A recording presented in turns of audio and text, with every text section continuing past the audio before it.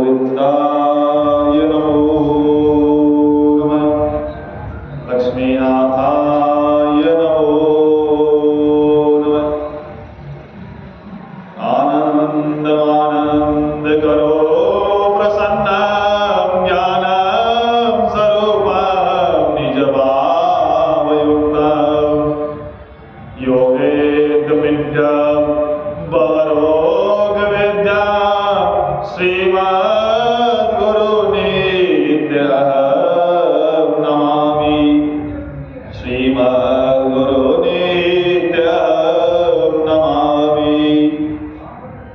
शान्ताकारं भुजगशयनं पद्मनाभं सुरेशं विश्वाधारं गगनसदृशं मेघवर्णं शुभांगं लक्ष्मीकान्तं कमलनयनं योगवीरधारकाम्यां वन्दे विष्णुभवहरं सर्वलोकैकनाथं।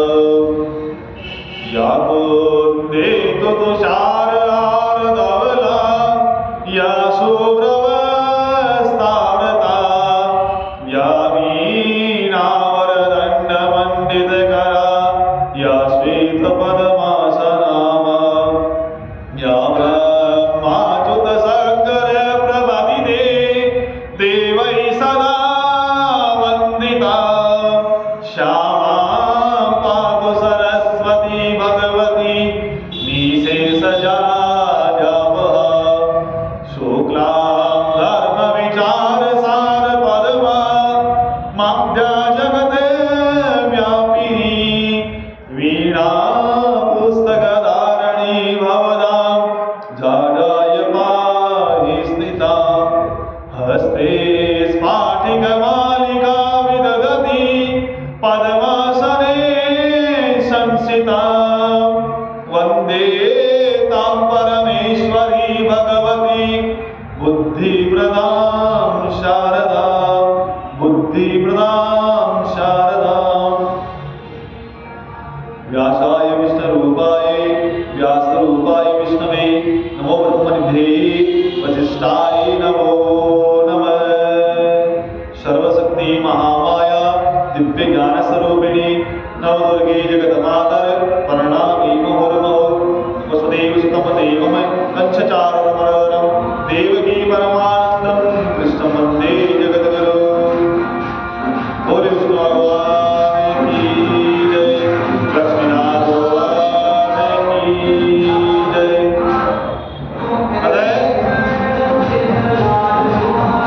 कार्तिक माह में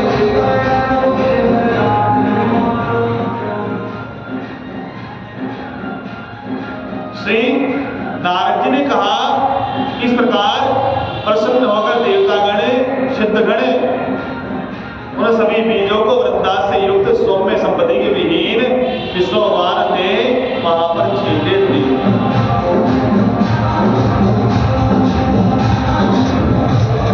नारद जी कहने लगे कि राजन, जहां बोए हुए 3 बीजों से आंवला मालती तुलसी के 3 वृक्ष उत्पन्न हुए, सरस्वती के दत्त बीज से रजोगुण वाला आंवला, लक्ष्मी द्वारा प्रदत्त बीज से सतोगुणी वाला मालती और गौरी के बीज से तमोगुण वाली तुलसी उत्पन्न हुई।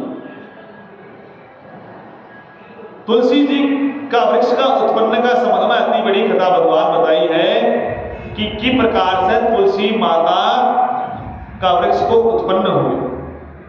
तो स्त्री रूप धारण किए हुए तीनों वृक्ष को देख करके वृंदा के रूप से मोहित विष्णु ब्रह्म से उठ खड़े हुए। कुछ कामासक्त चित्त से विष्णु भगवान ने प्रेम से उनकी ओर देखा और तुलसी तथा धात्री ने भी अनुराग पूर्वक विष्णु भगवान को देखा और जो बीज पूर्व में लक्ष्मी द्वारा ईर्ष्या से दिया गया था, इसी कारण उसमें ईर्ष्या करने वाले स्त्री मालती उत्पन्न हुई। लक्ष्मी के बीज से जायमान विष्णु से ईर्ष्या के कारण मालती बरबरी इस नाम से प्रसिद्ध हुई और धात्री तथा तुलसी विष्णु से अनुराग रखने वाली, उनके प्रति प्रीति का कारण हुई। विष्णु भगवान उस दुख को भूलकर दात्री और तुलसी के साथ प्रसन्न हुए, सब देवताओं से नमस्कृत होते हुए अपने वैकुंठ धाम में चले गए। इसी कारण कार्तिक में उद्यापन को तुलसी के जड़ में विष्णु की पूजा की जाती है। तुलसी का मूल प्रदेश विष्णु भगवान को प्रसन्न करने वाला। ही राजन, तुलसी का जंगल जिसके घर में वर्तमान है वह घर तीर्थ स्वरूप है और उस घर में यम के दूत का भी प्रवेश निषेध है। सब पापों का नाश करने वाला, अभिष्ट फल को देने वाला जो प्राणी तुलसी का वन लगाता है वे यमराज को नहीं देख पाता। सोम से जायमान भगवती नर्मदा का दर्शन, गंगा जी का स्नान तथा तुलसी के वृक्ष का संसर्ग, ये तीनों बराबर पुण्यप्रद है। तुलसी वृक्ष में उसको लगाने से, जल सींचने से, दर्शन से, तुलसी को छूने से कायिक, वाचिक और मानसिक आदि संपूर्ण तरीके के पाप नष्ट हो जाते हैं। जो प्राणी तुलसी के दल से विष्णु भगवान और शिव जी का पूजन करते हैं वे गर्भ में पुनः नहीं जाते, निसंदेह जीवन मुक्ति को प्राप्त करते हैं। तुलसी दल में पुष्करादि समग्र तीर्थ, गंगादि संपूर्ण नदियां और विष्णु पर्वती सब देवता निवास करते हैं। तुलसी के साथ जो अपना प्राण विसर्जन करता है वह सैकड़ों पापों से युक्त होने पर भी उसको यमराज भय नहीं होता। हे राजन, तो तुलसी की काष्ठ के वो चंदन लगाते हैं, तुलसी के साथ उसकी सायुज्य मुक्ति प्राप्ति होती है। उनके द्वारा किए हुए पाप भी उनके शरीर को स्पर्श नहीं करते। हे राजन, जहां जहां तुलसी के वन की छाया हो वहां पितरों का श्राद्ध करना चाहिए। उनके निमित्त दिया हुआ हाथ से वहां का दान सर्वदा अक्षय की प्राप्ति करवाता है। हे राजन, आंवले के वृक्ष की छाया में जो प्राणी पिंडदान करते हैं उनके पितर यदि नरक में यातना भोगते हो तो वे भी मुक्ति को प्राप्त करते हैं। सिर, हाथ, मुख, देह में जो आंवला के फल को धारण करता है उनको विष्णु स्वरूप जानना चाहिए। आंवले के फल, तुलसी की माला, द्वारिका की मिट्टी जिसके शरीर पर हमेशा लगी रहती है वह जीवन मुक्ति को प्राप्त करता है। आंवला और तुलसी दल को जल में मिलाकर जो प्राणी स्नान करते हैं उनको गंगा स्नान का फल होगा। जो मनुष्य आंवले के पत्ते और फलों के देवता का पूजन करते हैं उनको स्वर्ण, मणि और मोतियों के स्मरण द्वारा पूजन का फल प्राप्त होता है। कार्तिक के मास में सब तीर्थ, ऋषि, देवता सब यज्ञ जब सूर्य तुला राशि में ग्रहे तब आंवले के वृक्ष में वास करते हैं। जो प्राणी द्वादशी तिथि को तुलसी का दल और कार्तिक में आंवले के पत्ते तोड़ता है वह रोरक नरक में वास करता है। भगवान कह रहे हैं कि द्वादशी तिथि में तुलसी दल को और कार्तिक का महीना में आंवला का पत्ता को तोड़ो निषेध है।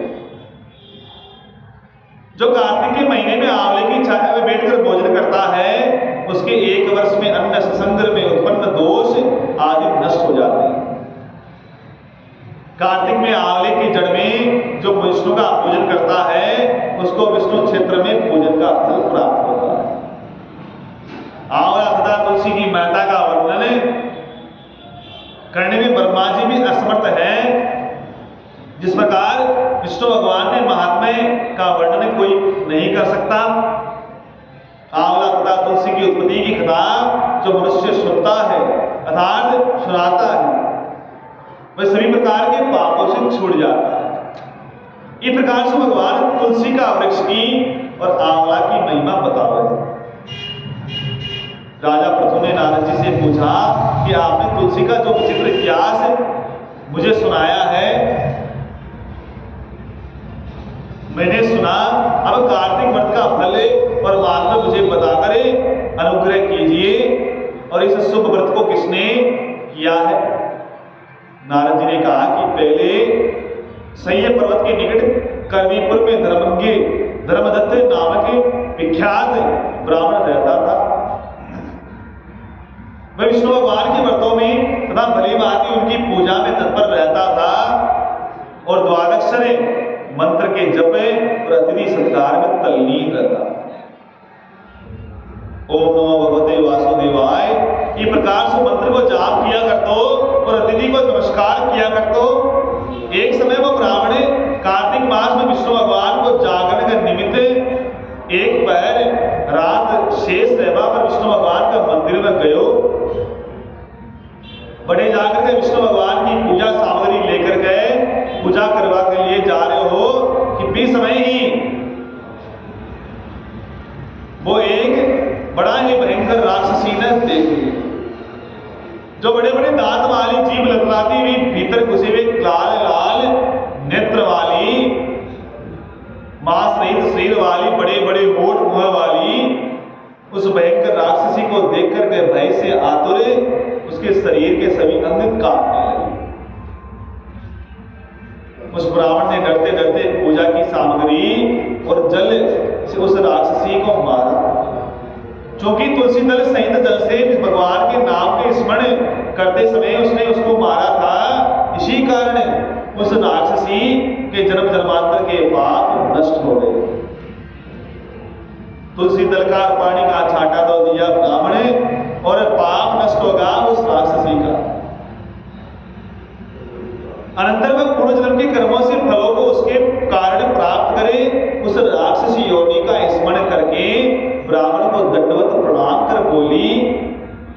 कलान नाम की राक्षसी ने कहा कि विपरीत पूर्व जन्म में मैंने जो कर्म किए थे उसके फल से मुझे इस अवस्था को प्राप्त हुई।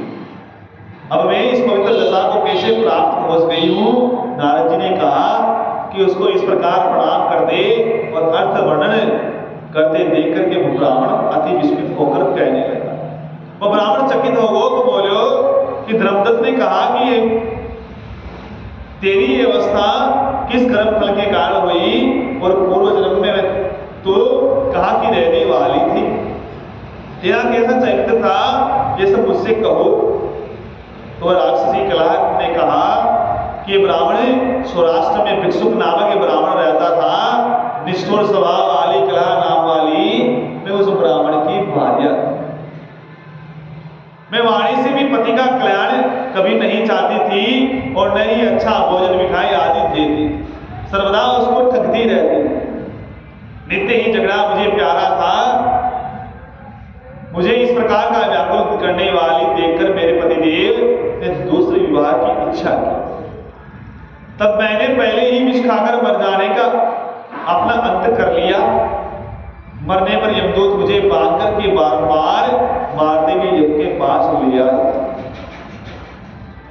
और यमराज ने मुझे देखकर चित्रगुप्त से पूछा कि चित्रगुप्त देखिए इसने क्या कर्म किया है, जो इसने अच्छा बुरा कर्म किया हो उसका फल भोगने के लिए अब ये तैयार है।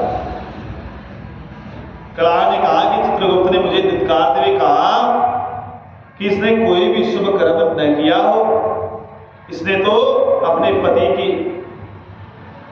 पति को इच्छा और उसके भोजन न दे करके ये स्वयं अच्छा भोजन खाया करती थी, इसलिए ये अपनी ही निष्ठा खाने वाली हो, पति को देखकर उससे शत्रुता करने वाली थी, इस कारण शुक्री का जन्म इसे प्राप्त।